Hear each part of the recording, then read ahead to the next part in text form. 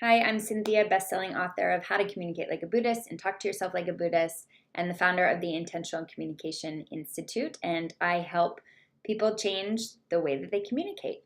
Today, I want to answer a question that came in. I've been getting a lot of questions, so I want to dedicate kind of the next months or so to really answering them all for you. So here's the latest question.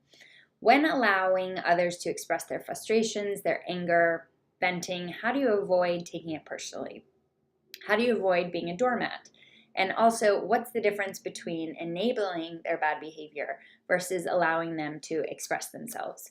So there's really three questions within this one, so I'm going to break it down individually. So the first question is, when allowing others to express their frustrations and their anger and venting, how do you avoid taking it personally? So when you begin to practice intentional communication, what you begin to learn is that you are only responsible for your words and your actions, your reactions, how you're using silence, your facial expressions, right? This means, right, that the other person is then only responsible for their words, their reactions, how they're using silence, their facial expressions. So what you both have in common then is the health of the conversation or the conversation itself.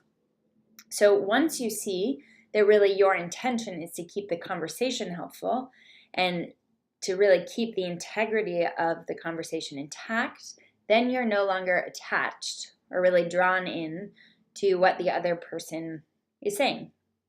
So you're going to notice what the sensation is within your body that you equate with taking something personally, right? And then you're going to notice that this feeling is happening within you, and you're going to acknowledge it, and you can even say to yourself silently in the moment, I'm taking this personally. I can feel right now that I'm taking this personally. And then you're going to put it on the shelf, basically. You're just going to say, okay, I'm going to let this go. I'm going to move this to the side. And now I'm going to come back to the present moment. And I'm going to remind myself that the person in front of me is hurting, that the person in front of me is really needing to express themselves right now. They want to feel safe doing that, right? They're potentially feeling very fearful or having a lot of discomfort. And so your role then becomes to listen and to move from an I mentality and into a we, right? Because again, you're really looking to keep the integrity of the conversation intact. Okay, and then the next question here is, how do you avoid being a doormat? So you do this by knowing if what someone has said or done is something that you need to talk with them about. Okay, so if someone has said something or done something that is keeping you in a constant state of suffering, meaning you can't stop thinking about it, and more importantly, that it's affecting how you're interacting with them, meaning you're resorting to being passive aggressive, lashing out, defending yourself, shutting down, right? Then you need to express what you're feeling, and you need to specifically ask for what you need so the situation doesn't happen again. And then the third question that was asked is, what's the difference between enabling bad behavior versus allowing someone to express themselves?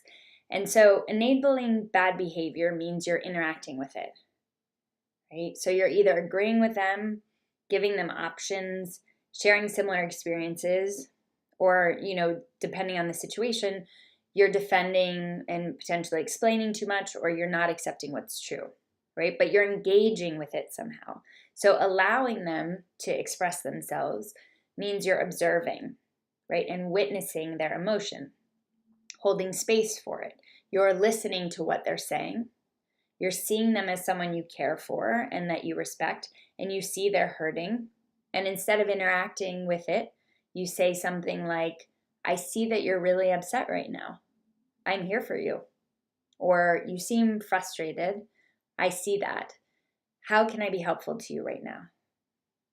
Okay, so tell me below if you've been in some of the same situations as I've talked about today, and how you think that approaching them in the way that I've just talked to you could be helpful to you.